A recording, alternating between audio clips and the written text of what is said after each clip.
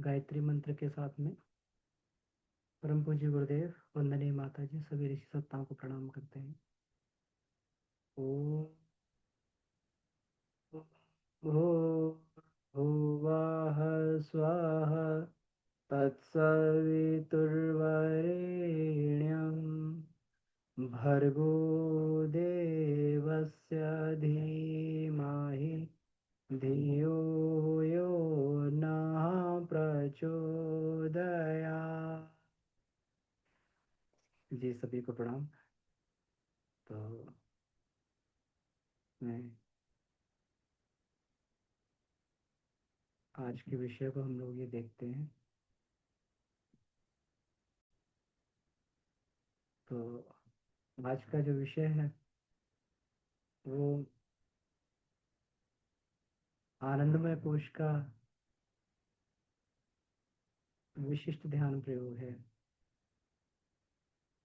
गायत्री की पंचकोशी साधना एवं उपलब्धियां, तो इस पर चर्चा करते हुए हम लोग इसके अंतिम पड़ाव पर आ गए हैं। आज इसकी अंतिम कक्षा है और फिर हम लोग आगे चल के जो पंचकोशीय ध्यान की फिर बाकी के विषय जो रह गए हैं फिर हम लोग उन पर चर्चा करेंगे। लेकिन पंचकोशीय ध्यान की ये अंतिम कक्षा होगी और इसको ये देखा जाए, हम लोगों ने अभी तक इस पे 12 कक्षाएं की हैं। ध्यान पे इतनी विस्तृत चर्चा शायद पहले ना हुई हो। 12 कक्षाएं केवल इसी पर। तो जो हमें कंफ्यूजन थे कहीं पर, जो डाउट हुआ करते थे, तो हमें लग रहा कि अब वो नहीं होने चाहिए। अगर कहीं कोई बात रुकती है, कहीं कोई डाउट है, तो सबकी रिकॉर्डिंग उपलब्ध है पहले से। तो रिकॉर्डिंग जाके देख सकते हैं, पूरी की पूरी उसको सीक्वेंस में बना हुआ है। और ये कोई अपनी बात नहीं है कि गुरुदेव ने उस विषय पर जैसा लिखा उसी तरीके से उसको प्रस्तुत करने का प्रयास किया गया है। अपनी तरफ से कोई मिक्सिंग ना हो, कोई मिलावट ना हो। इसके लिए जैसा गुरुदेव ने वाङ्मय में लिखा उसकी एग्जैक्ट उसी तरीके की पीपीटी बनाई गई है और उन्हीं से जो है गुरुदेव क्या कहना चाहते हैं वो बात को पहुंचाने का प्रयास किया गया है। तो हम लोग देखें कि हम लोगों ने प्रारंभ किया था कि ध्यान की बहुत छोटी छोटी जो उसमें बारीकियां थी वहां से प्रारंभ किया था। हम लोग को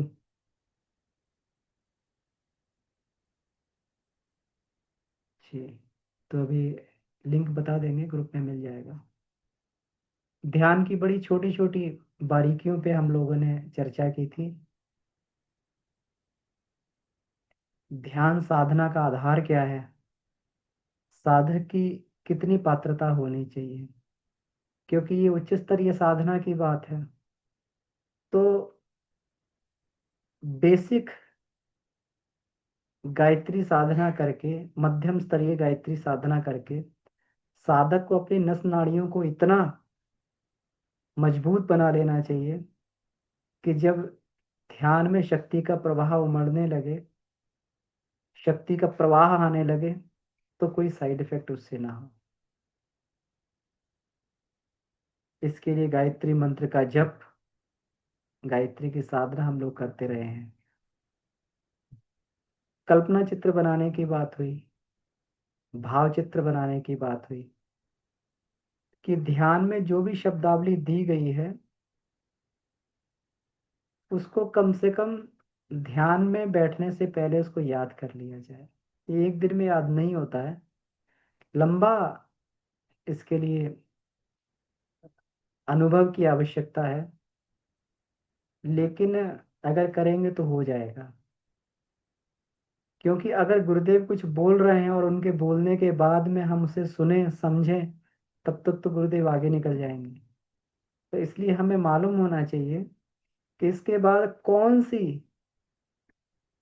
सा निर्देश गुरुदेव देने वाले हैं, और उसकी पहले से हमें तैयारी करके रखना चाहिए। गुरुदेव कोई भी निर्देश देते हैं तो उस निर्देश को देने के बाद में कुछ देर तक मौन हो जाते हैं, ताकि उसकी प्रक्रिया को पूरा किया जाए और अगले की तैयारी कर ली जाए। तो इसलिए इसकी रिहर्सल पहले भी करते रहना चाहिए। फिर अन्नमय कोश में हम लोगों ने बात की कि अन्नमय कोश में जीवन शरीर होता है ना, जिसको अग्नि बोलते हैं। तो इस स्थूल शरीर के ऊपर जिस शरीर की प्रधानता रहती है, उसको उसको गुरुदेव ने अग्नि शरीर, यहाँ पर इसको जीवन शरीर बोला है। जिसका जीवन शरीर जितना बढ़िया होगा, उतना ही उसका स्थूल स्वास्थ्य बढ़िया बना रहेगा। ध्यान में बैठ के अन्नमय कोश की साधना में जो अग्नि का संचार करने की बात, नस नाड़ियों में अग्नि के संचार करने की बात, ये बात आती है, तो ये जीवन शरीर में ही है कि उस अन्नमय कोश की सत्ता को प्रखर बनाया जाए। प्राणमय कोश की सत्ता में तेजस की बात की गई। अन्नमय कोश से ओजस मिलता है। जब नाभि में सूर्य के प्रकाश का ध्यान किया जाता है और वो रोम रोम में प्रकाश फैलता है, तो उस समय वह अग्नि रूप में प्रवाहित होता है। सविता का प्रकाश अग्नि रूप में प्रवाहित होता है, और उस अग्नि को हम लोग किस में बदल देते हैं? ओजस में। गुरुदेव तुरंत निर्देश देते हैं अग्नि ओजस। ओजस क्या? स्फूर्ति उत्साह।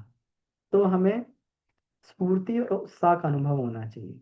ऐसा होता है? बिल्कुल होता है। ध्यान के बाद में शरीर में स्फूर्ति उत्साह बिल्कुल आ जाता है, शरीर गर्म भी हो जाता है। ये बात सत्य है, अक्षरशः सत्य है। इसमें कहीं कोई भी अनुभव परक बात है, इसमें कहीं कोई इधर उधर की बात नहीं है। प्राणमय कोश की जब बात आती है तो प्राणमय कोश का केंद्र मूलाधार चक्र रहता है। मूलाधार चक्र में जब सविता का प्रकाश प्रवेश करता है तो वह सविता का प्रकाश नस नाड़ियों में जाकर तेजस की वृद्धि करता है। और तेजस का मतलब क्या है? तेजस का मतलब है संतुलित प्राण। अगर प्राण कम रहेगा तब भी शरीर की क्रियाएं शिथिल पड़ जाएंगी, और प्राण अगर अधिक बढ़ गया अपनी क्षमता से, तो व्यक्ति परेशान रहेगा, बेचैन रहेगा, चंचल रहेगा, अशांत रहेगा। संतुलित प्राण को ही तेजस कहा जाता है। तो जब गुरुदेव बोलते हैं कि प्राण विद्युत, और विद्युत को जब संतुलित कर देते, उस विद्युत को तेजस बनाते हैं, तो तेजस बनाने का मतलब ये हो गया तो संतुलित हो गई। उसको संतुलित करने की बात आ जाती है। तो इसके बाद में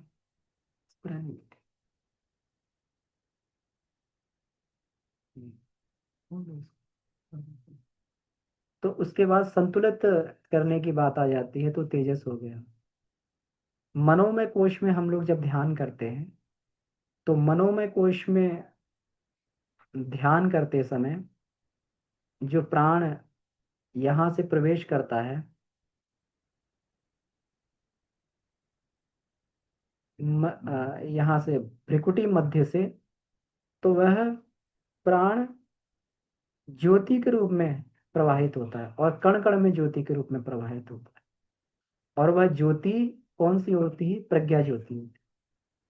ज्योति यहाँ पर प्रकाश, यहाँ पर प्रकाश, इधर इसको प्रकाश को रोशनी के परिप्रेक्ष्य में नहीं लिया गया। ध्यान में प्रकाश का मतलब रोशनी नहीं।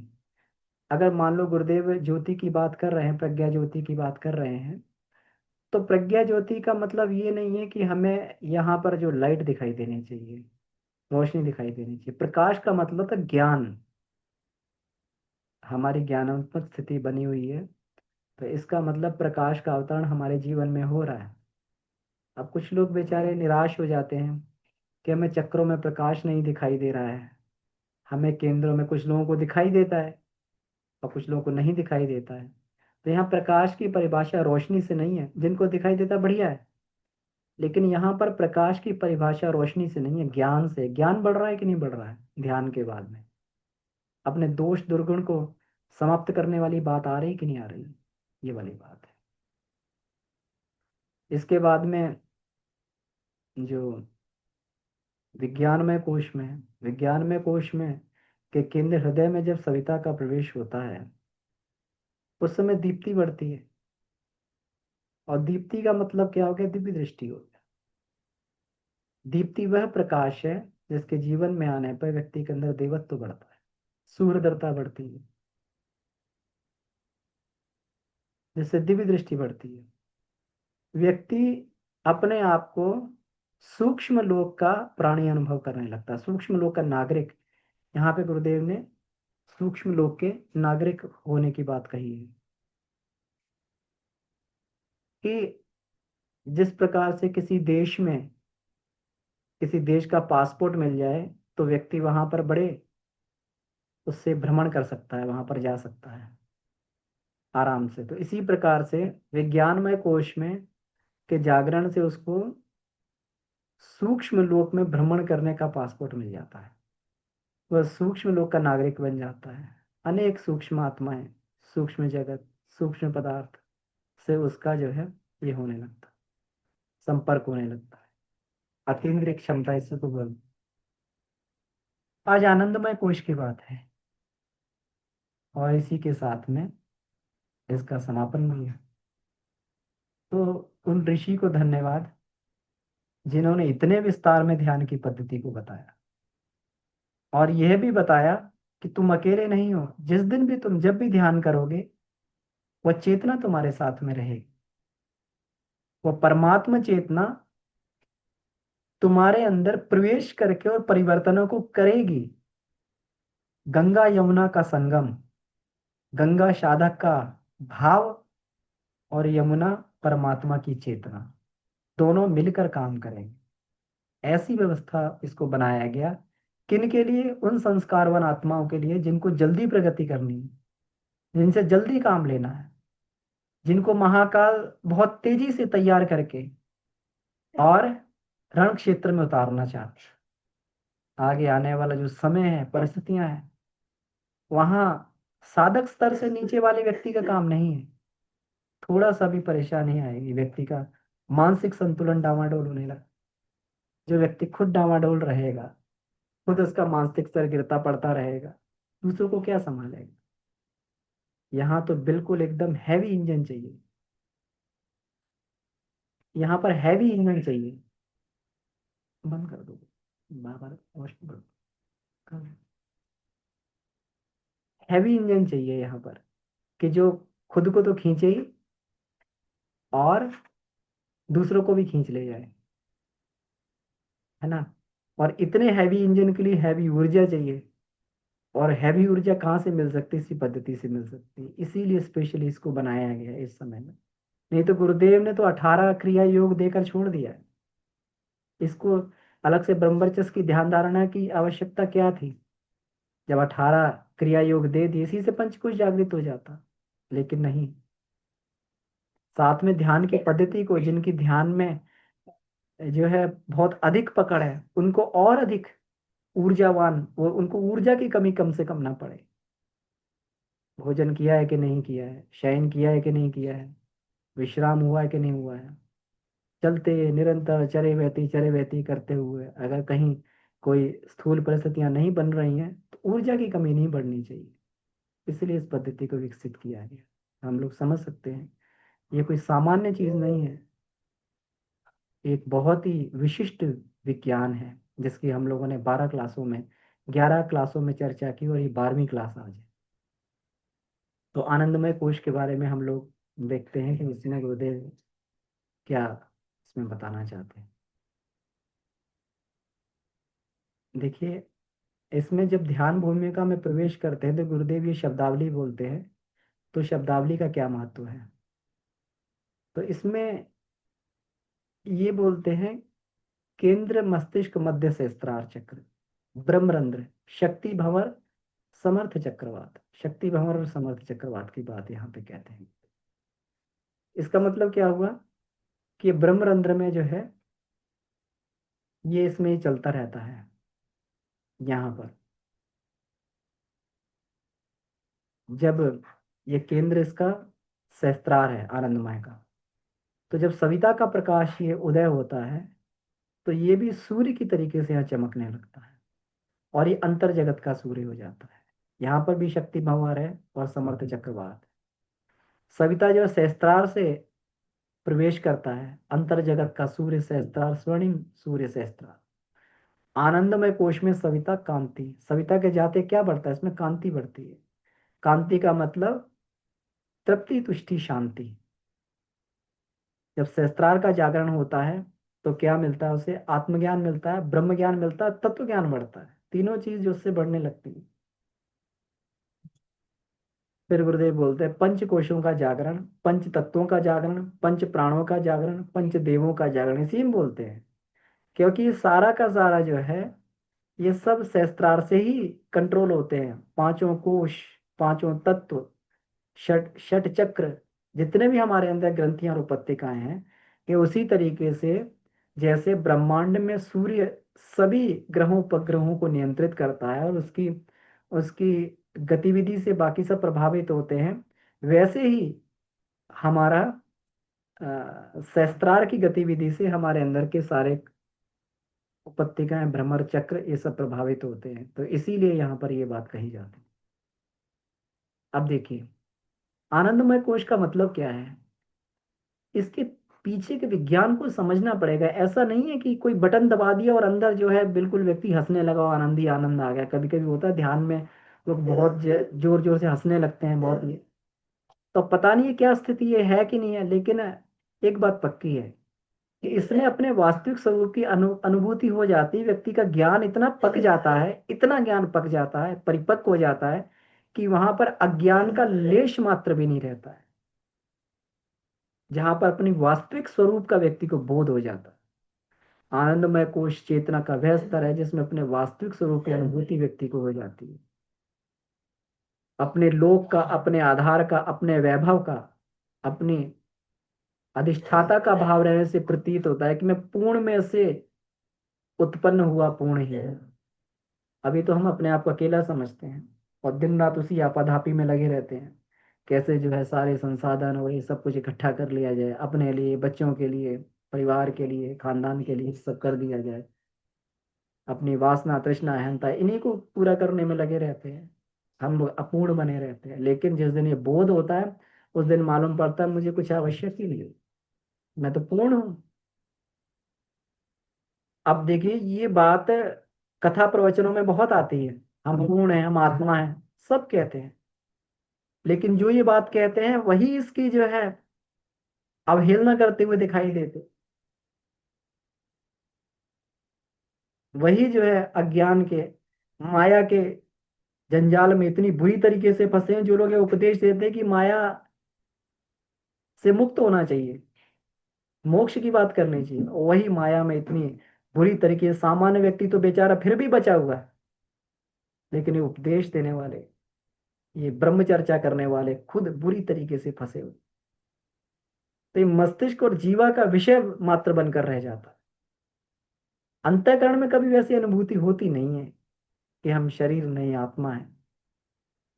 लेकिन साधना से धीरे धीरे करके किसी क्षण तो वह अंतःकरण में अनुभूति उठती है, भले ही वो हमेशा के लिए ना रहे, लेकिन उतने से पता लग जाता है। किसी ने कोई मिठाई ना खाई हो, उसको एक बार खाने को मिल जाए, बस उसका स्वाद मालूम पड़ जाता है कि मिठाई का स्वाद क्या है। जब भी उससे पूछा जाए कैसा होता है, वैसा होता है, मैंने खाई है, मुझे मालूम है। नहीं खाई होती तो उसकी कल्पना ही करता रहता है, हाँ मीठी होती है, कहीं किसी की कुछ होती है। जैसे चार अंधों ने हाथी को पकड़ लिया, स्पर्श किया, तो कोई कह रहा हाथी सपाट होता है, कोई कहता है कि हाथी जो खंबे जैसा होता है, कोई कहता है हाथी रस्सी जैसा होता है, कोई कहता है हाथी सांप जैसा होता है। सब अपनी अपनी बात कर रहे थे, लेकिन जब देख लिया जिसने, उसको समझ में आ गया कि हाथी इन सब में से कुछ भी नहीं है, वो कुछ अलग ही सत्ता है। तो इस तरीके से जब ये बात बन जाती है, जब इसको आत्मा की अनुभूति कर ली जाती है, उस बोध हो जाता है, तो इसी कहते हैं यदि कभी वैसा बन पड़े तो समझना चाहिए कि आत्मबोध का परम सौभाग्य उपलब्ध हो गया। आत्मबोध तो हो गया। अब ये बात अलग है कि वो उस तरफ बना रह सकता है कि नहीं रह सकता है, क्योंकि आत्म प्रगति के भी 5 स्तर गुरुदेव ने बताए हैं। आत्मज्ञान, आत्मदर्शन, आत्म अनुभव, है ना। इस तरीके से इसके 5 स्तर है, इसके गुरुदेव ने बताए हैं, आत्म आत्म लाभ, आत्म कल्याण। तो ये स्तर अलग अलग हो सकते हैं, लेकिन ये बात तो पक्की है कि आत्मज्ञान होने पे समझ में आ गया कि चेतना कैसी होती है। कभी कभी इसका स्पर्श जरूर मिल जाता है। तो ये इस सुयोग को आत्मज्ञान, आत्मानुभूति, आत्मदर्शन, आत्म साक्षात्कार, आत्मनिर्माण आदि गौरवास्पद नामों से पुकारा जाता है। गौरवास्पद नाम इसलिए कहते हैं कि मनुष्य जीवन का गौरव आत्मज्ञान से नीचे नहीं प्रकट होता है। व्यक्ति आत्मज्ञानी नहीं तो कितनी भी बात कर ले, हम परमात्मा के अंश हैं, हम परमात्मा के पुत्र हैं, ईश्वर अंश जीव विनाशी, तब तक बात प्रकट नहीं होगी। लेकिन इसको आत्मबोध को कहते क्या है, कैसा आत्मबोध होता है, आत्मबोध किस तरीके का होता है, ये भी तो मालूम होना चाहिए। कोई कुछ कहता है, कोई कुछ कहता है। तो गुरुदेव ने कहा इसके 2 पक्ष हैं। आत्मबोध के, जब आत्मबोध वाला व्यक्ति होता है उसके 2 पक्ष बिल्कुल क्रिस्टल क्लियर हो जाते हैं, उसको बात समझ में आ जाती है। नंबर 1, अब हम जो है उस ब्राह्मी चेतना का हिस्सा हैं, हम अकेले नहीं हैं, हम उस ब्राह्मी चेतना से जुड़े हुए हैं। हमारे अंदर वो ब्रह्म की सत्ता है, अपने अंदर ब्रह्म की सत्ता का भान होने लगता है।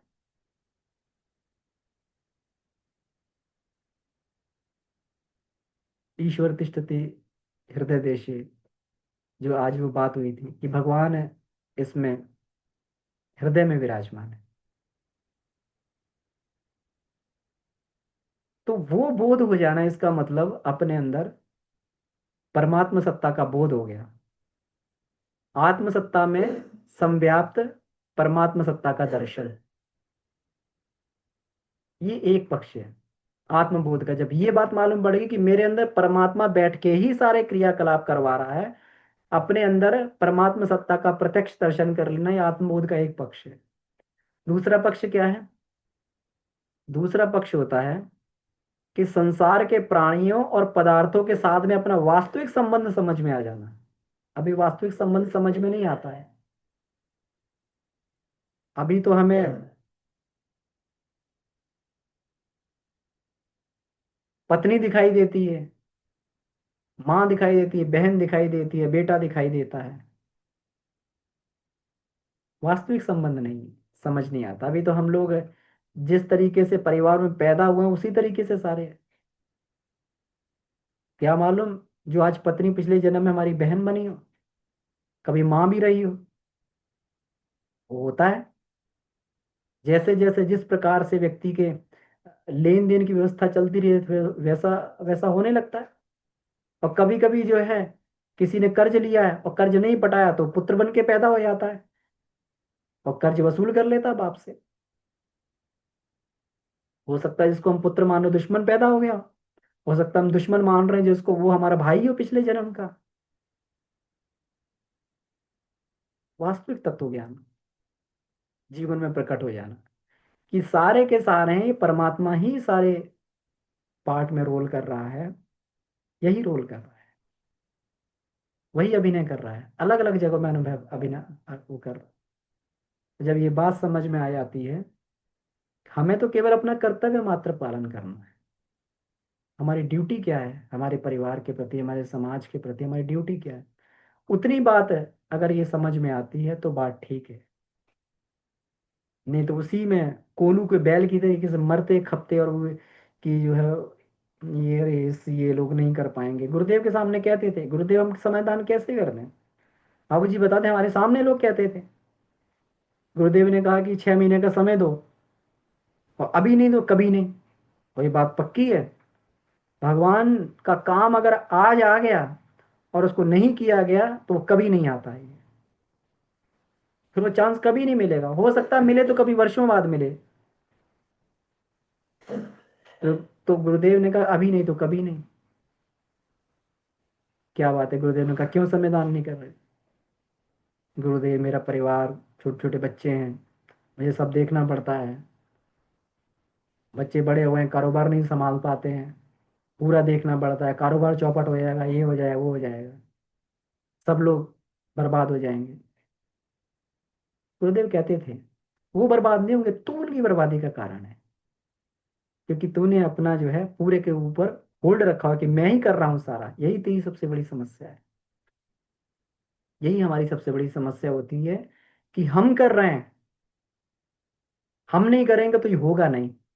ये हमारा भ्रम है, सबसे बड़ा भ्रम है। वास्तव में बात नहीं है। जिनके माँ बाप नहीं होते हैं, वो भी लोग, अनाथ लोग भी अपने जीवन में बड़े बड़े कार्य कर जाते हैं, तो उन्हें कौन दिशा देता है? ईश्वर सबको दिशा देता है। उसने सबका एक विधान बना के रखा हुआ है। व्यक्ति अपनी आत्मिक स्थिति के अनुसार खुद प्रगति करता रहता है। जब ये बात बिल्कुल क्लियर हो जाती है तो व्यक्ति बिल्कुल एकदम, जो आशाएं अपेक्षाएं हमने सबके साथ में लगा के रखी हैं और जिनकी आशाओं के टूटने से व्यक्ति बेहतर दुखी होता है, वो जो है धीरे धीरे उसको ये चीज समझ में आने लगती है। अंतरात्मा में तत्व ज्ञान प्रकट हो जाता है, और तत्व ज्ञान के अंतरात्मा प्रकट होते ही वस्तुओं का लोभ और प्राणियों का मोह तिरोहित हो जाता है। वस्तुओं का लोभ और प्राणियों का मोह, जिसको अभी तक जो है इकट्ठा किया जा रहा था, इकट्ठा किया जा रहा था, जब वास्तविकता का बोध होता है, ये तो ईंट पत्थर मैंने इकट्ठे कर लिए, ये तो कांच के टुकड़े मैंने इकट्ठे कर लिए, धातु के टुकड़े इकट्ठे कर लिए। ये तत्व ज्ञान जब अंतरात्मा प्रकट है, ये तो कुछ मेरे साथ जाना ही नहीं है, एक भी सुई की नोक के बराबर कोई चीज मेरे साथ मेरे काम की नहीं है। जिस उद्देश्य के लिए पैदा हुआ था उस उद्देश्य में एक भी नोक के बराबर ये सहायक सहायक नहीं है।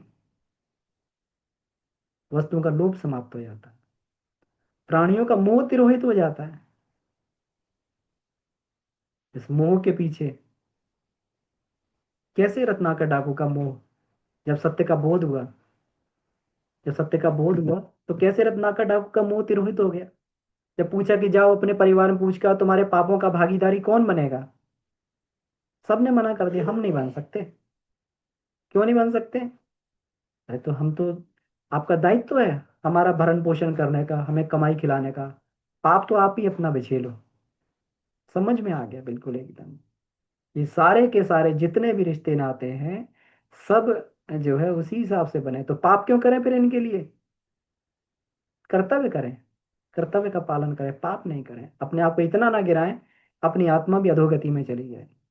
प्रत्येक प्राणी अपना स्वतंत्र अस्तित्व लेकर जन्म है, परस्पर तो मात्र सामयिक कर्तव्यों और उत्तरदायित्वों से ही बंधे हैं।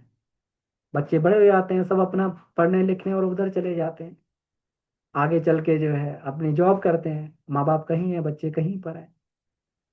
वही बच्चा जो है, इसको जो 1 घंटा वापस घर पे नहीं लौटता था, जिसके लिए आत्मा छटपटाती थी, वही दूर चले जाते हैं। कभी साल में, कभी 2 साल में, कभी आना जाना होता है। और विदेश चले जाए तो पता भी नहीं कि आएंगे कि नहीं आएंगे, मर जाएंगे तब भी पता नहीं आएंगे कि नहीं आएंगे।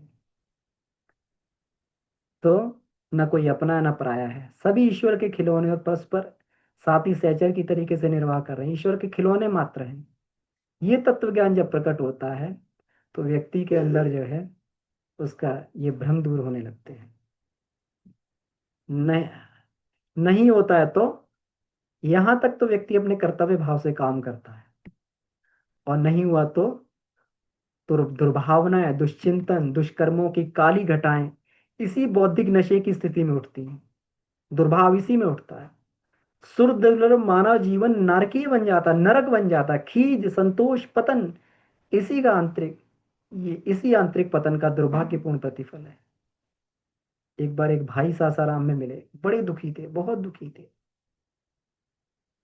बहुत परेशान थे। कह रहे भाई साहब मैं बहुत परेशान हूं। क्यों?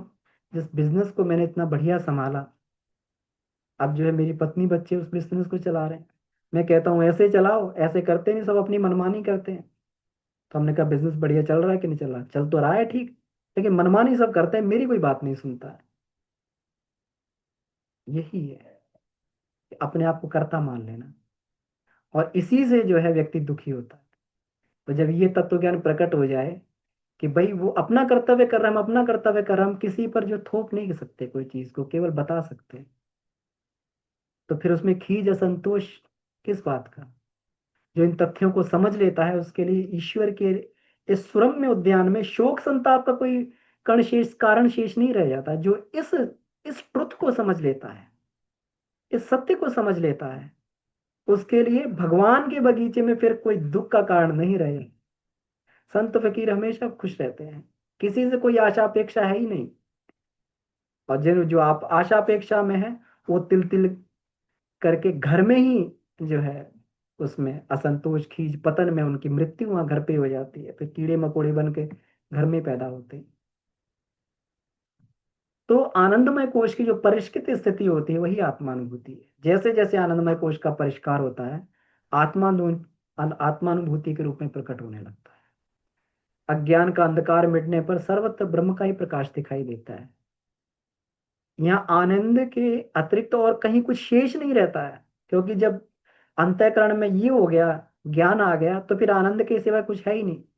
और यही आत्मानुभूति आनंदमय कोश की परीक्षित स्थिति है। जितनी मात्रा में हमें अगर ये मिलती जा रही है, अगर हमें ये कॉन्सेप्ट समझ में आ रहा है, तो अब ये समझना चाहिए हमें कि आनंदमय कोश में ये नहीं, गुदगुदी नहीं है कोई, ये कि गुदगुदी होने लगी, ये ज्ञान की परिष्कृत अवस्था है, परिपक्व अवस्था है, जहां पर ज्ञान पक जाता है जाके, फिर वहां पे चीजें समझ में आने लगती है। सदा एक आनंद भरी मस्ती छाई रहती है। अपने भीतर ब्रह्म के बीच में अपना अस्तित्व अनुभव होता है। ऐसी स्थिति में अंतरात्मा को निरंतर निरंतर तृप्ति तुष्टि शांति, जहाँ अंतरात्मा को जलना पड़ रहा था बार बार, वहां पे तृप्ति तुष्टि शांति जैसी परिस्थितियां होती। मनुष्य जीवन जैसा अनुपम उपहार, अनुपम अनुपम, जिसकी कोई सानी नहीं है, मनुष्य जीवन जैसा, और आत्मज्ञान जैसा दिव्य वरदान, तो एक तो मिला हुआ हमें मनुष्य जीवन जैसा अनुपम उपहार, और आत्मज्ञान जैसा दिव्य वरदान अगर हमें मिल जाए, तो इसके बाद कुछ पाना शेष नहीं रह जाता। अगर एक चीज तो मिली हुई है, सबको मिली है, दूसरी चीज नहीं मिलती तो जीवन में हमेशा प्यास बनी रहती है। भाई साहब हमें प्यास लगी है, जूस पी लीजिए, नारियल पानी पी लीजिए, कुछ और पी लीजिए, ये खा लीजिए। भाई साहब प्यास लगी है, पानी पीना है, पानी नहीं पियेंगे तब तक प्यास नहीं बुझेगी। कुछ भी करते रहिए, कितना भी बढ़िया से बढ़िया अमृत पी लीजिए, पानी नहीं पियेंगे तब तक प्यास नहीं बुझेगी। यही बात है। जब तक आत्मज्ञान नहीं मिलेगा तब तक प्यास नहीं बुझेगी। व्यक्ति जीवन भर संघर्ष करता रहे। और आत्मज्ञान कैसे मिलता है ना? साधना से ही, स्वाध्याय से ही, अभ्यास से ही, पुरुषार्थ से ही व्यक्ति को आत्मज्ञान मिलता है। स्वाध्याय, सत्संग, साधना, उपासना, आराधना, अपने कर्तव्यों का पालन करने से ही व्यक्ति के जीवन में ये होता है, आत्मज्ञान मिलता है। तो कुछ पाना शेष नहीं रह जाता। उस स्थिति में संतोष की स्थिति छाई रहती है, उसी को तृप्ति तुष्टि और शांति कहते हैं। इसी को स्थित प्रज्ञ कहते हैं। अज्ञान के साथ ही शोक संताप भय संकट खत्म हो जाते हैं। उसके समाप्त होने पर वह मस्ती छाई रहती है। ज्ञान के समाप्त होने पर वह मस्ती छाई रहती है, जिसको देवलोक का अमृत और सोमरस कहते हैं। लोग शराब को सोमरस कहते हैं। शराब पी रहे तो क्या कर रहे हैं भाई साहब? सोमरस का पान कर रहे हैं। सोमरस ये वाला नहीं है। गुरु नानक साहब ने बड़े ही सुंदर शब्दों में लिखा है, भांग धतूरा सुरापान उतर जाए प्रभात। भांग धतूरा सुरापान उतर जाए प्रभात। भांग का नशा हो, शराब का नशा हो, कोई भी हमने नशा पिया हुआ है, धतूरे का नशा हो, रात में खाए तो सुबह तक उतर जाएगा। कोई ऐसा नशा नहीं है कि जो हमेशा बना रहे। हमने कई भंगेड़ियों को देखा है, कई अफीमचियों को देखा है, कई जो है गंजेड़ियों को देखा है, कई शराबियों को देखा है। सब रात में पीते हैं और सुबह फिर नशा मांगते हैं, अरे नशा टूट रहा है, नशा टूट रहा है। एक बार तो एक ट्रक ड्राइवर के साथ हमें यात्रा करने का वो मिला, ट्रक चलाता था, किसान बैकग्राउंड से जुड़े हुए, तो हम अपना माल लेके जा रहे थे, 3 दिन का सफर था। उसका जैसे ही नशा टूटता था वैसे ही जो बिल्कुल बिलबिला जाता था, उससे गाड़ी नहीं चलती थी। नशा टूट रहा है, नशा टूट रहा है। वो हमेशा भांग के नशे में रहता था, भांग खाता था वो, भांग की पुड़िया खाया करता था, चाय पीता था, उस नशे में काम करता था। उसकी सामान्य स्थिति नशे में होती। तो नशा टूटता है। भांग धतूरा सुरापान उतर जाए प्रभा, नाम खुमारी नानका चढ़ी रवे दिन रात। लेकिन जो ईश्वर के नाम की मस्ती होती है, आदर्श की मस्ती होती है, आनंद की मस्ती होती है, चढ़ी रवे दिन रात, वो कभी नहीं उतरती, कभी खंडित नहीं होती है। चाहे स्वामी रामकृष्ण परमहंस की मस्ती देख लें, कबीर की मस्ती देख लें, अरविंद की, विवेकानंद, महर्षि रमन, सबकी मस्ती अखंडित थी, कहीं कोई दिक्कत नहीं थी। इस स्थिति को स्थित प्रज्ञावधूत ब्रह्मज्ञानी परमहंस नाम से पुकारे आता। उन्हें जीवन मुक्त भी कहते हैं। उनके सामने ना कोई व्यक्तिगत समस्या होती, ना आकांक्षा होती, अपना कुछ रहता ही नहीं है। संसार में अपने लिए थोड़ी पैदा हुए हैं। ये तो ठीक है, कर्तव्य पालन कर लिया कि, लेकिन जो उद्देश्य था वो तो नहीं पूरा किया। तो ये लोग उसी उद्देश्य के लिए जीते हैं। ईश्वर इच्छा को ही अपनी इच्छा मान लेते हैं। सफलता असफलता उन्हें प्रभावित नहीं करती। जब भगवान का काम कर रहे हैं तो असफल होगा तो उनका काम असफल होगा, हमारा क्या चला गया। भाई कोई काम कर रहे हैं किसी की फैक्ट्री में, और फिर प्रोडक्ट खराब बन गया तो प्रोडक्ट मालिक की वो टेंशन है। मजदूर थोड़ी टेंशन लेके बैठ बैठ जाता है कि मेरा प्रोडक्ट खराब हो गया। और यहाँ तो मालिक इतना अच्छा है कि चाहे 100 प्रोडक्ट भी खराब कर दूं, बेचारा कभी गुस्सा भी नहीं करता। भगवान इतना दयालु है। तो ठीक है, असफल हो गए तो कोई बात नहीं, भगवान की काम हुआ, सफल भी हो जाएगा किसी ना किसी दिन, क्या दिक्कत। तो उन्हें प्रभावित नहीं करती, इसलिए कभी उन्हें वो नहीं होता। मात्र इतना सोचते हैं कि अपनी क्रिया और भावना का स्तर ऊंचा रखा कि नहीं। केवल भगवान के आगे सिर तभी झुकता है जब हम कहते हैं कि तुम्हारा लिए प्रयास किया जा सकता था लेकिन हमने नहीं किया। असफल होने पर भगवान कभी दंड नहीं देते हैं। ना अभी अब कभी अंतरात्मा कोसती है। अंतरात्मा तभी कोसेगी कि अपनी क्षमता भर प्रयास किया जा सकता था लेकिन हमने नहीं किया, तब अंतरात्मा कोसती है। सफलता असफलता की इसमें कोई बात नहीं। जो व्यक्ति अपनी स्थिति पर प्रयास कर लेता है कि भगवान जितनी मेरी क्षमता पर मैंने पूरी लगा दी, अब नहीं हुआ तुम जानो, तुम्हारा काम जाने, व्यक्ति कभी भी निराश नहीं होता, दुखी नहीं होता। इसी को कहते हैं कर्तव्य भाव से जीना। फल की आकांक्षा न रख के कर्तव्य भाव से जीना, रोज का रोज आनंद का परिणाम। असफल भी हो गया तब भी भगवान जितना हो सकता था मैंने कर दिया, देखो इससे ज्यादा मेरी क्षमता नहीं थी, और तुम्हें चाहिए तो मेरी क्षमताएं बढ़ाओ, मैं और भी अच्छे से कर सकूं। भगवान बढ़ा देते हैं। भगवान भी टेस्टिंग करते हैं, धैर्य की परीक्षा लेते हैं।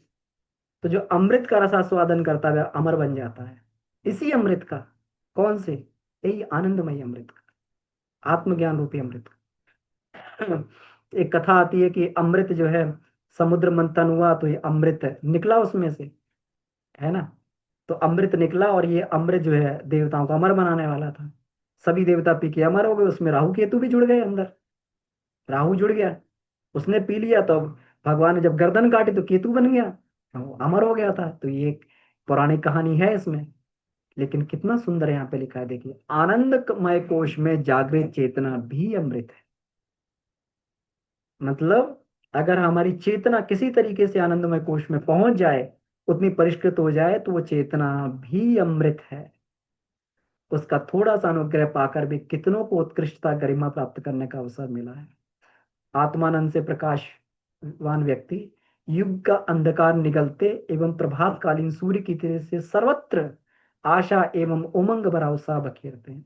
वे स्वयं धन्य बनते हैं और अपने पीछे अनुकरणीय परंपरा छोड़ जाते हैं। जितने भी हम महापुरुषों के बारे में देखते रहे, सुनते रहे, उन्होंने यही किया। उन्होंने अपने पूरे जीवन को भगवान का उद्देश्य पूरा करने में, गुरुदेव बार बार हम लोग को ये करते हैं। लेकिन हम लोग किस तरीके से इतना फंस चुके हैं कि निकल ही नहीं पा रहे, अपने बंधनों को नहीं काट पा रहे। स्वल्प संतोषी बनो, काम करो काम करो, स्वल्प संतोषी बनो, किसी तरीके से कूद पड़ो समर में। बार बार गुरुदेव कह रहे हैं। लोक सेवियों को दिशा बोध, महाकाल की युग प्रत्यावर्तन प्रक्रिया, कितनी पीड़ा है उस गुरु के अंदर। बार बार प्रतिभाओं को कह रहे हैं, प्रतिभा आओ प्रतिभा आओ। प्रतिभा जो है 2 से 4, 4 से 6 बनाने में लगी हुई है। प्रतिभाओं को फुर्सत ही नहीं है।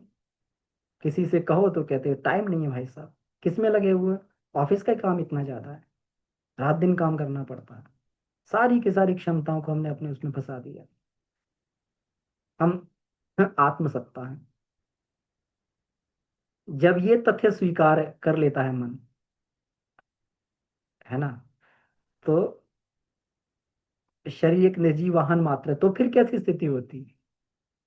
तो जो ललक लिप्साएं बाल क्रीड़ा है महत्वहीन लगने लगती। कल को तो सारा का सारा आनंद जो है खाने में ही था। व्यक्ति जो है सुबह से लेकर शाम तक खाने का इंतजार करता है कि रात को खाने में क्या मिलेगा। फोन करके पूछे, अरे रात में खाने में क्या बना रही हो आज, ये बनाओ वो बनाओ। अरे छोड़ो, आज बाहर खाना खाने चलते हैं। वीकेंड का इंतजार करता है, आज चलो बाहर खाना खाने चलते हो, पिक्चर लगी हो, पिक्चर देख के आते हैं, घूम के आते हैं, मस्ती करके आते हैं, है ना। एक थोड़ी सी जो है काल के लिए मस्ती मिल भी जाती है, और जो है ठूस ठूस के पेट का अतिक्रमण करके खा भी लेते हैं, स्वादिष्ट भोजन मिल जाता है तो फिर उसका जो है अगले दिन नारकीय पीड़ा जो है फिर देखनी पड़ती।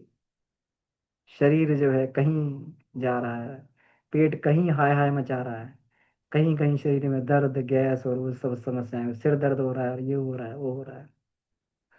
तो ये सारी फिर बाल क्रीड़ा लगने लगती है। खाने का आनंद कोई बहुत बड़ा आनंद नहीं, भोग का आनंद कोई बहुत बड़ा आनंद नहीं है। इससे भी ऊपर का जब आनंद मिल गया तो ये बच्चों जैसे खेल में लगते, बच्चा होता है तभी जो जो है छोटी छोटी गाड़ियों से खेल के उसको आनंद आता है। हमारी बेटी है, जहाँ जाती खिलौने उसको अच्छे लगते हैं, कहती खिलौने ले दो, और कुछ दिन तक जो है खिलौनों से खेलती है, फिर उसका आनंद खत्म खेल खिलौने में, वो खिलौना ऐसे ही पड़ा रहता है। ऐसे ही हम लोग करते हैं। लेकिन जब ये बड़े हो जाते हैं तो हमारा थोड़ी मन करता है खिलौने लेने का, मालूम है तो खिलौना है, बाल क्रीड़ा लगने लगती है। इस स्थिति में सारा ध्यान आत्म कल्याण के महान कार्य करने पर केंद्रित हो जाता है। यही समस्या है। जब तक हम बाल क्रीड़ाओं में लगे रहेंगे, ललक लिप्साओं को पूरा करते रहेंगे, ललक लिप्सा पूरा करना यानी वासना तृष्णा अहंता को पूरा करना ही बाल क्रीड़ा है। अगर हम ये कर रहे हैं, अगर लिप्साओं को पूरा करने में लगे हुए हैं, ललक को पूरा करने में लगे हैं, बस एक बार हो जाए, एक बार वो गाड़ी खरीद लूँ, एक बार वो घर खरीद लूँ, बस काम खत्म। एक बार उतना बढ़िया पहन लूँ, एक बार जो है बस उस सुंदर स्त्री से शादी हो जाए, बस सब मिल जाएगा। यही बाल क्रीड़ा है। फिर ये महत्वहीन लगने लगती है। इस स्थिति में सारा का सारा ध्यान आत्म कल्याण के महान कार्यों पर केंद्रित होता है। फिर जो क्षमता बचती है, जब बाल क्रीड़ा ही नहीं तो फिर सारा का सारा क्षमता तो उसी में लग जाएगी। शरीर के लिए तो निर्वाह व्यवस्था का प्रबंध करते रहना भर पर्याप्त लगता है। जो स्थिति में पहुंच जाते हैं उनकी स्थिति बहुत ऊंची हो जाती है। संत इमर्सन हाथ में कटोरा रखते थे, उनके पास था अपरिग्रही संत थे, सबको घूम घूम कर उपदेश दिया करते थे। संत इमर्सन सब सब लोग जानते हैं उनके बारे में, पढ़ सकते हैं, कितने बढ़िया संत थे, सबको उपदेश दिया करते थे। एक दिन कुत्ते को जो है पानी पीते नदी में देखा, चपर चपर करके पानी पी रहा था, जीभ से, जीभ से चपर चपर पानी पी रहा था नदी में, अपने कटोरे को भी उठा के फेंक दिया। बाप रे बाप, इसके हाथ नहीं है, ये अपनी जीभ से पानी पी रहा है, मैं तो हाथों से खा सकता हूँ, मैं कटोरा क्यों लिए घूम रहा हूँ। इस स्तर तक जाके जब ये बात बन जाती है, तब फिर व्यक्ति जो है पूरा अवलंबन ना रहे, निरालंब हो जाए, संसार में किसी चीज का अवलंबन ना रहे, निरालंब, बिल्कुल एकदम अपने आप को निरालंब बनाने की साधना करनी चाहिए। बचपन से निरालंब बनने की साधना करनी चाहिए। किसी पे डिपेंडेंसी बहुत कम होनी चाहिए, तभी आनंदमय को सिद्ध होता है। जब तक डिपेंडेंसी बने रहेगी, हम लोग परावलंबी बने रहेंगे, तब तक बात नहीं बनेगी। बदली हुई परिस्थिति में जीवन का स्वरूप बदल जाता है। आत्मवेत्ता जो सोचते हैं जो करते हैं वैसा ही होता है, जिसके लिए अंतःकरण में आत्मसंतोष की और बाहरी क्षेत्र में श्रद्धा सहयोग की अजस्त्र वर्षा होती है।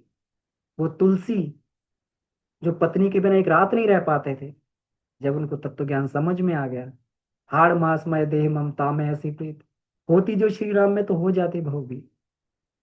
तुलसी को समझ में आ गया, धिक्कार दिया पत्नी को, समझ में आ गया, बस उस वासना का त्याग करके चल दिए, और वो तुलसी जो है तुलसीदास हो गए।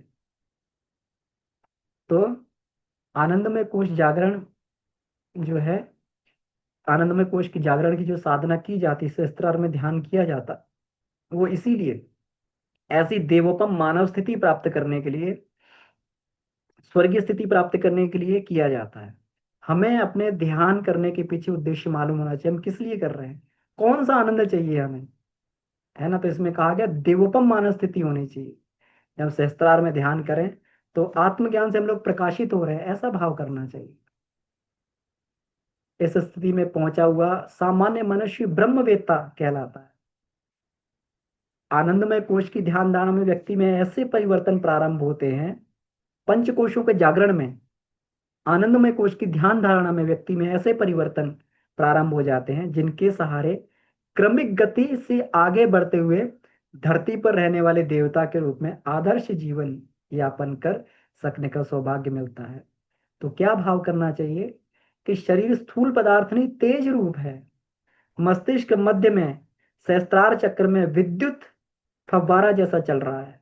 उसके स्फुलिंग दिव्य उल्लास युक्त, दिव्य शक्ति युक्त, प्रेरणा युक्त है। तो ये इसके लिए मस्तिष्क का केंद्र होता है ये आनंदमय कोश का। यहीं पर सविता के प्रकाश का ध्यान किया जाता है। जब सविता का प्रकाश इसमें ये प्रस्फुटित होता है तो कांति रूप में प्रकट हो जाता है, कांति रूप में प्रकट होता है। और कांति क्या है? कांति का मतलब ये है, सौंदर्य मिश्रित प्रकाश को कांति कहते हैं। और कहते हैं ना कि उसका चेहरा बड़ा कांतिमान है, बड़ा सुंदर लगता है, कांति है उसके चेहरे पर, आकर्षण है ना। तो अब यहाँ पर जो कांति ली गई है, यहाँ पर कांति शरीर की कांति नहीं, आत्मा की कांति। आत्मा की कांति जब बढ़ती है तो फिर तृप्ति, तुष्टि, शांति के रूप में देखी जाती है। अब तृप्ति क्या है? देख कितना सुंदर गुरुदेव ने हर एक तथ्य को खोल दिया। हम लोग पढ़ते जाएंगे तो कहीं कंफ्यूजन नहीं रहेगा, कहीं पर भी। तृप्ति का मतलब संतोष, संतोष व्यक्ति के जीवन में आता है। तुष्टि का मतलब प्रसन्नता, और शांति का मतलब उद्वेग रहित स्वस्थ मन स्थिति, जिसमें उद्विग्न ना हो कभी मन। उद्विग्न रहता है मन, इससे उद्विग्न, उससे उद्विग्न। ये तीनों तत्व जो है आत्मा की कांति बढ़ाने वाले हैं। और सविता का प्रकाश इसमें आत्म क्रांति बढ़ाता है, आत्म क्रांति। तीनों शरीर जो है अपने आप अलाइन होने लगते हैं, बैलेंस होने लगते हैं इससे। स्थूल स्थूल शरीर संतुष्ट, तृप्त रहने लगता है। सूक्ष्म शरीर प्रसन्न रहने लगता है, प्रसन्नता आ जाती है, तुष्ट। और कारण शरीर शांत समाहित हो जाता है। यही वह स्थिति है जिसमें सहज मुस्कान बनी रहती है, अपने आप हल्की सी मस्ती छाई रहती है। कबीर ने इसी को सहज समाधि बोला है, इसी को। अब समझ में आ गया होगा कि इतना हर घड़ी, बाबूजी कहते हैं हर घड़ी आनंद की स्थिति, हर हर हाल मस्ती है। इतनी आसानी से नहीं आती हर हाल मस्ती। अपने ज्ञान को कितना पकाना पड़ता है, इसमें बिल्कुल स्पष्ट गुरुदेव ने कहा, तब जाके बात बन पाती। तो ध्यान के समय में क्या भाव होना चाहिए? जैसे सविता का स्वर्णिम प्रकाश इसमें प्रवेश करे, सविता का स्वर्णिम प्रकाश इसमें प्रवेश करे, तो यहाँ पर उदीयमान सूर्य की, इसको सविता की उपमा दी गई है। किसको? सहस्त्रार को। जैसे उदीयमान स्वर्णिम सूर्य को सविता कहा जाता है, उसी प्रकार से ब्रह्मांड की अपनी सीमा में जो कार्य सविता करता है, लगभग वैसा ही सहस्त्रार द्वारा आत्मसत्ता के पांचों कोशों, छहों चक्र और अन्य स्थूल सूक्ष्म अवयवों में संपन्न किया जाता है। ये चक्र पूरे के पूरे, क्योंकि यहाँ पर सहस्त्रार का मतलब सहस्त्र अरे, आरे का मतलब जो है जिसमें दांते निकले हुए होते हैं। कभी आरी देखी होगी, आरी में अरे होते हैं ना, दांते निकले हुए होते हैं, है ना। इतने इतने दांते वाला जो है, सहस्त्र दांतों वाला, इसमें असंख्य, सहस्त्र दांते का मतलब है असंख्य क्षमताएं, इसमें असंख्य क्षमताएं होती हैं। वैसा जो सहस्त्रार होता है वो असंख्य क्षमताओं का मतलब ही हो गया कि सारे के सारे शरीर के चक्रों को, उपचक्रों को, उपत्तिकाओं को, भ्रमरों को कंट्रोल करता है। आत्म आनंदमय कोश की जागृति में आत्मबोध, तत्वबोध, ब्रह्मबोध का त्रिविध उद्बोधन समन्वित है। आत्मबोध, हम शरीर नहीं आत्मा है, अपना उद्देश्य स्पष्ट हो जाना। तत्वबोध, अपने साथ में संसार का संबंध प्रकट हो जाना। और ब्रह्म बोध का मतलब ब्रह्म हमारे ही अंदर है, हमारे हृदय में बैठा हुआ है। ये तीनों बोध जो है त्रिविध उद्बोधन आनंदमय कोश से मिलता है। तभी गुरुदेव कहते हैं आत्मज्ञान जागृत, ब्रह्म ज्ञान जागृत आनंदमय कोश की स्थिति में। तो सविता का दिव्य प्रकाश का ध्यान बहुत महत्वपूर्ण लाइन है ये। सविता के दिव्य प्रकाश का ध्यान इन त्रिविध अनुदानों से साधक को लाभान्वित कर सके, इसी के लिए ध्यान धारणा की जाती है। अब समझ में आ गया किसका लक्ष्य ध्यान धारणा का क्या है। ये तीन बोध चाहिए हमें, तीन में से एक भी कम नहीं, तब जाके हमारा ज्ञान पकता है। आत्मबोध भी हो, तत्वबोध भी हो, ब्रह्म बोध भी हो। तो ध्यान के समय में क्या भाव करेंगे? सविता का किरण पुंज सहस्त्रार में प्रविष्ट हो रहा है। मस्तिष्क के मध्य में दिव्य आलोक की तरंगें फुहारें अधिक स्पष्ट, अधिक प्रखर हो रही हैं, है ना। दिव्यलोक की तरंगें, जो दिव्यलोक की तरंगें अंदर प्रवेश कर रही हैं, उसकी फुहारें मस्तिष्क में जो है ये हो रही हैं, और उसको मस्तिष्क की रोम रोम में उसको महसूस करें, कण कण में वही आलोक की तरंगें दूर दूर तक फैल रही हैं। सर्वत्र आत्म तत्व, सर्वत्र अपनी सत्ता की अनुभूति है, जहां जहां भी हम हैं। और ये किरणें जो है हमारी आत्म सत्ता को विस्तृत कर दी जा रही है, जहां भी सृष्टि है वहीं पर आत्म सत्ता है। अद्भुत शांति, तुष्टि, तृप्ति का बोध, पूर्ण काम, स्थित प्रज्ञ अवधूत स्थिति का बोध हमें इसमें होना चाहिए। हम पूर्ण काम हो गए हैं, ऐसा अपने आप को सजेशन देना चाहिए, ऐसा अपने आप को स्व संकेत देने चाहिए। हम शांत हो गए हैं, तुष्ट हो गए हैं, तृप्त हो गए हैं। आत्म सत्ता एवं ब्रह्म सत्ता का अभेद अनुभव ये हो रहा है। मैं ही ब्रह्म हूँ, अहम ब्रह्मास्मि, मैं ही ब्राह्मी शक्ति का आधार हूँ, मैं ही ब्रह्म हूँ। ये बोध हमें करते रहना चाहिए ध्यान के समय में। तो ये बिल्कुल एकदम जो है वही प्रक्रिया होने लगती है। ये हमें जो हमारे अंदर है ये शक्ति प्रवेश करती है, उसी को हमें दिशा देते रहना चाहिए। तो ये विषय हमारा यही समाप्त होता है। अब 8:32 हो गए, 15 मिनट का समय है। तो हम लोग जो है कोई ध्यान संबंधी प्रश्न उत्तर हो तो उसको हम लोग चर्चा कर सकते हैं। जी कविता दीदी, दी प्रणाम। हाँ, 1 मिनट, मैंने बीच में व्यवधान ना हो तो मैंने सबको म्यूट कर दिया था, और परमिशन जो है रिवोक कर ली थी।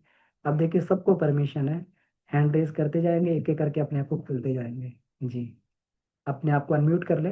जी, प्रणाम भैया, सभी को प्रणाम। दी प्रणाम। भैया, ध्यान धारणा के बारे में जितना भी क्लास हुआ पूरा क्लियर हो गया भैया। बहुत छोटी छोटी बातें भी थी, मतलब जितना भी प्रॉब्लम था भैया, अब कहीं पर प्रॉब्लम नहीं रहा। बहुत सुंदर से आप समझाएं, इसके लिए बहुत बहुत आपका आभार। लेकिन भैया, मेरा थोड़ा सा प्रॉब्लम है। शायद पात्रता रेडी नहीं हुई है या क्या है, नहीं पता है भैया। लेकिन जब ध्यान में बैठते हैं भैया पंचकोशी का, तो अन्वय कोश मेरा अभी भी बहुत प्रॉब्लम है। मतलब अर्धनिद्रा कहा जा सकता है, जैसे सविता का प्रवेश होता है वो फील होता है भैया। उसके बाद फिर कुछ समझ में नहीं आता है, फिर जब प्राणमय कोश में आते हैं, तब जागृति आती है। ये कैसे ठीक करे भैया, ये समझ में नहीं आ रहा है। दीदी देखिए, जो अभ्यास हम लोग कर रहे हैं उसको रोज करते रहिए, है ना। और हम लोग आगे का जो हमारा साल है, जो दूसरा हमारा ये चालू हो रहा है, तो ये वास्तव में इसीलिए हम लोगों ने किया है कि सतत हम लोग साधना से जुड़े रहें। इसमें हम लोग अन्नमय कोश की साधना पे भी ध्यान देंगे, है ना, कि हमें खाने पीने में और उस सब में जो है किस तरीके से ये थोड़ा करना है, थोड़ा इस पे भी ध्यान देंगे। और ये आपकी समस्या नहीं दीदी, ये बहुत सालों तक मैंने इस समस्या को फेस किया है। मुझे लगता ही नहीं था कि मैं जीवन में कभी ध्यान कर पाऊंगा। ध्यान करते नींद आ जाती थी, मैं कभी नहीं ध्यान करता। ध्यान के लिए बोलता था कि मैं ध्यान करूंगा सो जाऊंगा, मुझे डर लगता था कि ध्यान करेंगे और सो जाएंगे, लोग देखेंगे आसपास के क्या। शांति कुंज में कभी भी ध्यान करने बैठते थे हमेशा सो जाते थे, हमेशा जो है नींद के झोंके उसमें आते रहते थे ध्यान में। लेकिन जैसे जैसे साधना करते गए, कोशों का अनावरण होता गया, कोश सही होते गए, अब जो है रस आता है। तो इसलिए जो आप कर रही हैं उसी को ही करना है दीदी। थोड़े से लंबे अभ्यास के बाद आपकी भी ये समस्या बिल्कुल ठीक हो रही है ना। और बाकी नींद का और खाने का ध्यान रखें, है ना। नींद जो है उसमें भरपूर लें, कम से कम 6 साढ़े 6 घंटे की नींद लें। 6 घंटे की नींद, उसको जरूर 6 साढ़े 6 घंटे की नींद को लें, है ना। और दूसरी बात है, भोजन में सब्जी का अधिक से अधिक प्रयोग किया जाए, अन्न थोड़ा थोड़ा कम किया जाए, सब्जी को अधिक बढ़ाया जाए। अन्न भारी होता है, पचने में समय लेता है। तला भुना इत्यादि जो है ये सब पचने में समय लेता है। तो धीरे धीरे जो इसको ये किया जाएगा तो अपने आप हो जाएगा। और ये एक दिन की प्रोसेस नहीं दीदी, इसमें सालों लग जाते हैं, है ना। तो इसलिए चिंता ना करें बिल्कुल भी। जी भैया, प्रणाम भैया। मतलब अन्न को थोड़ा सा कम करना होगा।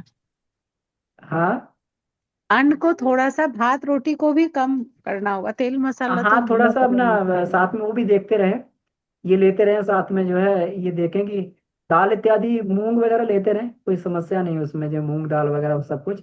लेकिन समय का ध्यान रखें, रात में दाल चावल और अन्न बहुत अधिक ना लिया जाए, क्योंकि रात में फिर वात फॉर्मेशन होता है, ये पक थोड़ा सा जो है ये पचने में सुपाच्य नहीं होते हैं। दाल को प्रोटीन होती है, पचने में समय लगता है। तो इसलिए कभी भी प्रोटीन युक्त आहार लेना हो तो सुबह करें हमेशा। हम खूब दाल खाते हैं लेकिन सुबह खाते हैं, रात में नहीं खाते हैं कभी। कोई कहीं फंस जाए, कहीं मान लो कि, किसी के यहाँ चले गए या उन्होंने दाल बना दी, तब नहीं कहते कि दाल नहीं खाएंगे, खा लेते हैं रात में, कोई दिक्कत नहीं है। लेकिन जो है रात में प्रोटीन युक्त आहार कभी नहीं करना चाहिए, ये बात पैदा करेगा, ये पचने में कठिन होती है, प्रोटीन को सबसे अधिक टाइम लगता है पचने के लिए। इसलिए रात में जो अगर भोजन करना ही है तो अपना सब्जी, शाक, इस तरीके से आहार कर ले, हल्का फुल्का खिचड़ी वगैरह ये सब बना बनू के ले लें। जी दीदी। जी भैया, प्रणाम भैया, सभी को प्रणाम। प्रणाम। जी सत्येंद्र जी, भाई साहब अपने आप को अनम्यूट कर लीजिए भाई साहब।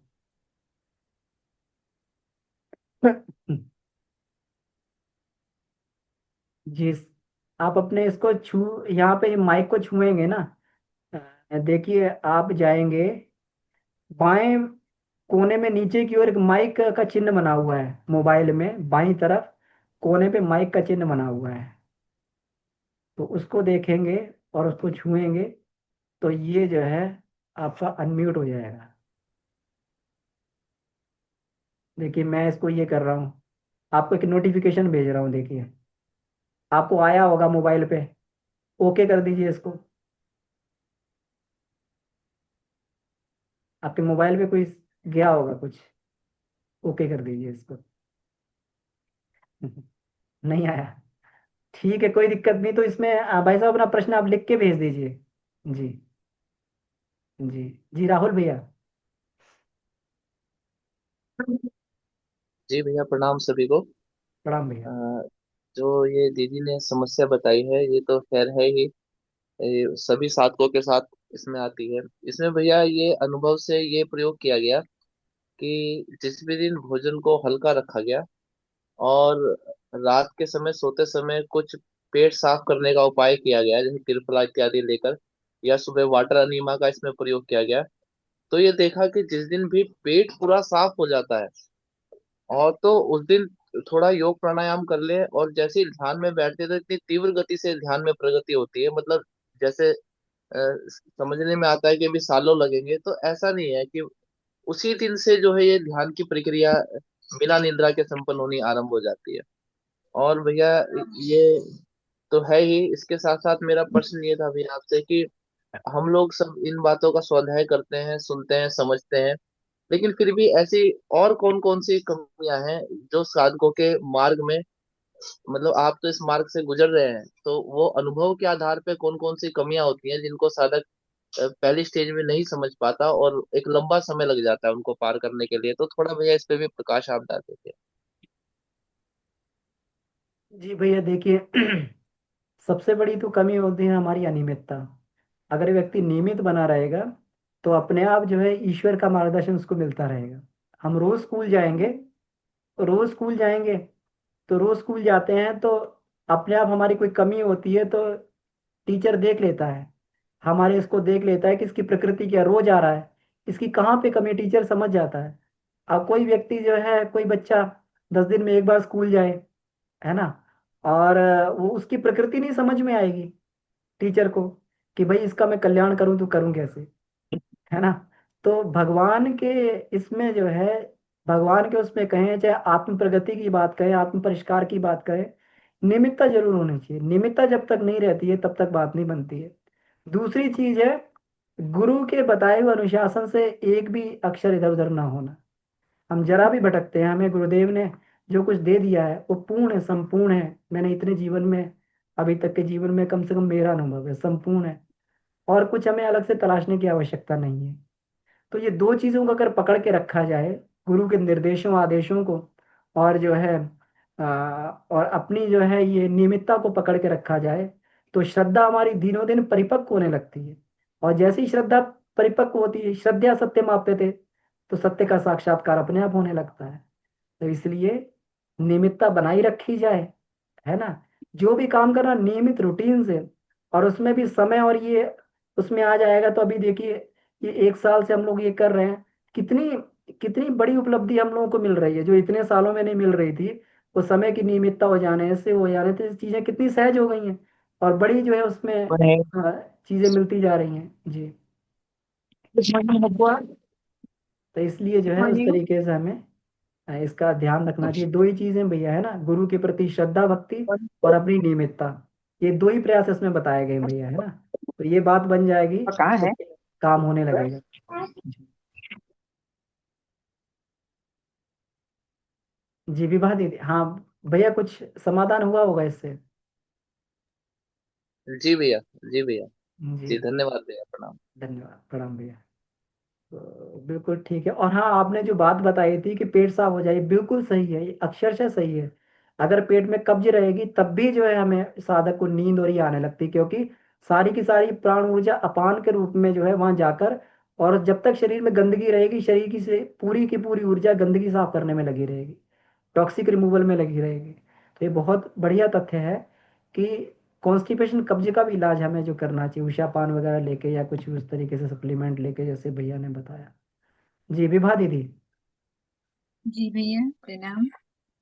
हम्म, सबसे पहले एक बार फिर से प्रणाम, विशेष प्रणाम आज। और इसको शॉर्टकट में कहा जाए तो इस दुनिया में जो कुछ भी हमारे जीवन में प्राप्त हम सभी करते हैं, तो ये मतलब भाग्य वाले को बिना मेहनत से होती है। पर हम सभी के जीवन में बहुत मेहनत करनी पड़ती है, तभी हम सभी आगे भी बढ़ते हैं। ये हमारा अनुभव है भैया। इसके लिए और एक बार फिर से प्रणाम करते हैं, इसलिए क्योंकि हमें और आगे जाना है और आपके संग में रहकर हमारे अंदर बहुत परिवर्तन हुई है। तो आज आप जो पढ़ाए भैया, उस पे हम बहुत गहराई से चिंतन कर रहे थे। तो हमारे अंदर ये प्रश्न उठी कि प्राण कितने प्रकार की होती हैं। जैसे हमारे अंदर होती है, कभी कभी प्राण बढ़ती है ना, तो उथल पुथल होती है, जैसे इधर फोन कर लो, इससे बातें करने लगो, उससे बातें करने लगो, तो ये क्या है, उदंड पाना ही है ना। तो इसको हम कैसे रखेंगे? जैसे पहले था, इसलिए हम पूछे। इसके पहले जब हम अपने आप को देखते थे तो हम बहुत शांत रहते थे, अपनी अवस्था में रहते थे। इधर जब ज्ञान की ओर बढ़ते हैं ना, तो हमारे अंदर वो होती है। तो इसको हम कैसे समझे भैया? जब प्राण में ये हो तो वो बात बिल्कुल ठीक है, प्राण ऊर्जा बढ़ती है तो व्यक्ति जो है उसको कहीं ना कहीं खर्च करने का प्रयास भी करता है ना। उसको संभाल के रखा जाए, उसको आत्म साधना को बढ़ा दिया जाए, साधना में कड़ाई। क्योंकि जैसे साधना में कड़ाई अगर आप बरतेंगे तो उसमें क्या है कि फिर आपको अतिरिक्त प्राण की आवश्यकता पड़ेगी, क्योंकि मन को जो है रोकने के लिए जिस प्राण ऊर्जा की आवश्यकता हो, तो प्राण ही मन को रोक पाता है ना। और उसके लिए अदम्य साहस की आवश्यकता पड़ती है, अदम्य पराक्रम की आवश्यकता पड़ती है। वो सब प्राण बल से संपन्न होता है। निष्प्राण व्यक्ति कभी भी जो है अपने मन को सही दिशा नहीं दे पाता है। तो इसलिए जो है साधना में कड़ाई कर दी जाए, अगर प्राण बढ़ रहा है तो साधना में और कड़ाई बढ़ा दें, है ना। तो फिर अपने आप प्राण नियोजित होने लगेगा। जी दीदी। जी जी भैया, मतलब निर्देश देना होगा कि तुम हाँ कहाँ जा बिल्कुल। रहे हो। हाँ, हाँ कहाँ जा बिल्कुल, रहे हो। निर्देश दें, स्वाध्याय करें और खूब दिमाग लगाएं स्वाध्याय में, अपने आप जो है मन शांत होकर बैठ जाएगा, इधर उधर बात नहीं करेगा, गहराई में चले जाएं खूब। ये लाइन लिखी तो क्यों लिखी हुई है, इसका क्या मतलब है, इसका क्या मतलब हो सकता है, कैसे हो सकता है ना। जी। तो अच्छा साधना भैया, स्वाध्याय। एक और सवाल है, पूछ सकते हैं हम्म। या टाइम नहीं है? समय हो गया दीदी, आप बस। प्रश्न पूछ लीजिए, तो उस पर हाँ फिर भी चर्चा हाँ कर सकते भैया, हैं। ब्रह्म और प्रकृति, मतलब गायत्री हृदयम में बता रहा था, ब्रह्म और प्रकृति का जब कलर मिलती है तो काला हो जाती है। तो इसके प्रति हमें और थोड़ा सा मतलब विस्तार में जानना था भैया, इसको कैसे समझें? ब्रह्म और प्रकृति दीदी, एक बार फिर हाँ, बताएंगे। ब्रह्म और प्रकृति का जब रंग मिलती है तो वे काला हो जाता है, मतलब काला कहा गया है गायत्री हृदयम में। तो इसको हम कैसे समझे, थोड़ा सा हमें अच्छे से समझना है। हाँ, तो ब्रह्म और प्रकृति का मतलब ये हो गया, ये परिपक्व प्राण की अवस्था है दीदी, है ना। तो उसका रंग काला सा होता है ना। तो उसका जो है ये इसको रुद्रयुक्त प्राण बोलते हैं। ब्रह्म और प्रकृति, प्रकृति पीली और ब्रह्म ये है ना। तो जब मिलते हैं काला वर्ण बन जाता है। तो उसमें भगवान राम का काला वर्ण दिखाया जाता है, नीलवर्ण, भगवान कृष्ण का नीलवर्ण। इसका मतलब है प्राण की परिपक्व अवस्था। अच्छा। प्राण तीन तरीके का ना, सुबह चंचल होता है, दोपहर में प्रखर होता है और शाम में परिपक्व होता है। तो यही साधक के प्राण की अवस्था है, शुरू में चंचल होता है, फिर जो प्रखर होने लगता है, फिर बाद में परिपक्व हो जाता है। इसी को बोलते हैं आनंदमय कोश का साधक, व्यक्ति स्थित प्रज्ञ हो जाता है। तो फिर उसको प्राण कभी परेशान नहीं करता, एंजॉय करता है उसका वो। धन्यवाद भैया, आभार, जी बहुत बहुत आभार। जी दीदी, धन्यवाद। ठीक है, हाँ प्रणाम। इसमें प्रणाम। जय सत्येंद्र जी जय मैं गुरुदेव, प्रणाम भैया। समय हो गया तो मैं कुछ नहीं बोलूंगी, लेकिन बस एक लाइन पूछती हूँ। वो जो 15 माला वाला एक वर्षीय साधना है भैया, वो कब से शुरू हो रहा है? उसका दीदी उसको संकल्प लिया ग्रुप में, जाएगा? हाँ ग्रुप में मैसेज डाला है दीदी, उसका 26 तारीख से संकल्प होगा शाम को। उसकी जो है हम लोग कल एक कक्षा करेंगे दीदी उसकी। आज शाम को तो इस विषय पे चर्चा होगी। कल जी शाम जी को 7:30 से 8:30 बजे तक हम लोग जो है कल या परसों में जी 1 या 2 दिन हम उसकी चर्चा करेंगे, है ना। और उसकी जी पूरी विधि और पूरा जो उसका चर्चा कर लेंगे, कहीं पे भी कोई डाउट कंफ्यूजन है तो उस पर बात कर लेंगे दीदी। जी जी जी भैया, धन्यवाद। जी और दीदी धन्यवाद। मैं भी इधर ना, जब से शांति कुंज से आए हैं ना, हाँ बैरागी देव से, तब से थोड़ा सा तबीयत में ठीक नहीं था, तो साधना में मेरा थोड़ा ढील हो गया है। तो हाँ हमें कोई बात हमें नहीं, अपने इसीलिए। आप हमारा दूसरे जैसा लगता है, हमारे मतलब दिन क्रियाकलाप में, हमारा दैनिक दिनचर्या में थोड़ा सा सही नहीं रह रहा है। तो मैं असमंजस में थी कि करूं कि नहीं करूं। मैं भी थोड़ा 62 प्लस के हूँ, तो थोड़ा सा लगता था कि पता नहीं कर पाएंगे। फिर बोले कि नहीं, जितना हो पाएगा हम जैसे करेंगे, मतलब बिल्कुल जिस जिस तरह हम कर पाएंगे उसी तरह करेंगे, लेकिन करेंगे जरूर, क्योंकि इसको करना करना चाहिए। हमारे लिए बहुत जरूरी है। हाँ दीदी करना जी चाहिए, क्योंकि क्योंकि अभी बीच में देखा ना, ढीला करके मन ढीला पड़ने लगता है ना। हाँ हाँ, बिल्कुल और हो रहा है इतना, भैया, मेरे साथ तो हो रहा है। बैरागी जीप से आने के बाद तबीयत खराब होने के चलते ऐसा हो गया थोड़ा हाँ सा। कोई दिक्कत नहीं दीदी, लेकिन इसलिए रेस्ट लेकिन मैं लिया गया सोची कि बीच में। नहीं, इसको हम कर लेंगे ना, तो फिर हाँ हमारा फिर सब कुछ सही हो हाँ जाएगा गुरुदेव इतना की इच्छा इतना से। डोज तो मैं रोज लेने ही लेना, इतना मिनिमम डोज है ये हमारा, है ना।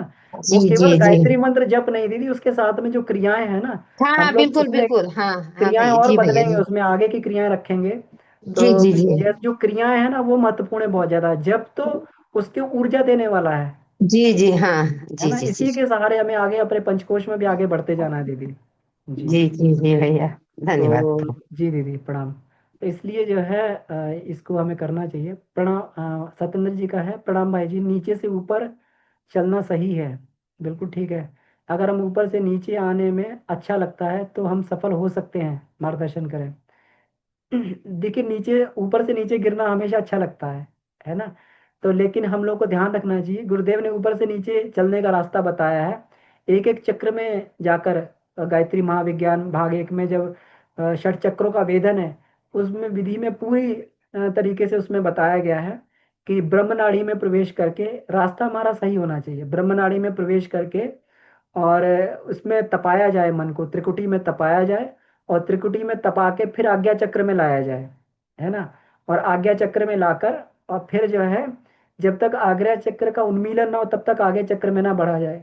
अगर बढ़ जाएंगे तो चक्र फंसा लेगा हमें, वहीं का वहीं फंसा लेगा। फिर चक्र में जो है व्यक्ति घूमता रहता है। तो इसलिए जो गुरुदेव ने तरीका बताया है, अगर अगर ऊपर से नीचे भी आना है तो इस विधि से आया जाए जैसे उन्होंने बताया है, तो कोई दिक्कत नहीं होगी, बढ़िया रहेगा। ठीक है, बहुत बहुत आभार सभी का। आइए इसी के साथ में आज की कक्षा को समाप्त करते हैं। आप सभी का बहुत बहुत आभार इस यात्रा में जुड़े रहने के लिए। और आगे हम लोग विज्ञानमय कोश की हम लोगों ने क्लास 2 करी थी, जिसमें आत्मानुभूति योग और स्वयं साधना हुई थी। आगे ग्रंथि वेदन और उसकी क्लासें, फिर आगे आनंदमय कोश के क्रिया योग है, उन सब पे हम लोग आगे कक्षाओं में चर्चा करेंगे। बहुत बहुत आभार, धन्यवाद। हाँ लिंक की इसमें बात आई थी, तो लिंक ग्रुप में पोस्ट करते हैं जी। ग्रुप में अगर आप जुड़े हों तो उसको जो है प्राप्त कर सकते हो उस लिंक को। नहीं तो आप पर्सनली भी बता देंगे तो हम लिंक को दे देंगे उसको, जहाँ पे सारे के सारे, और लिस्ट भी बना देंगे। प्ले लिस्ट बना के जो ग्रुप में पोस्ट कर देंगे, तो पूरी की पूरी प्ले लिस्ट में जो है हम लोग सारी की सारी ध्यान की क्लासेस के बारे में हम लोग देख सकते हैं। ठीक है, बहुत बहुत आभार। शांति पाठ करते हैं। ओम शांति शांति शांति। सभी सत्ता को धन्यवाद करते हैं। परम पूज्य गुरुदेव वंदनीय माता जी को धन्यवाद। बहुत बहुत आभार आप सभी का। जी प्रणाम भैया। भैया मुझे थोड़ा सा ये कहना था, जो शाम की कक्षा होती है उसकी काफी दिन से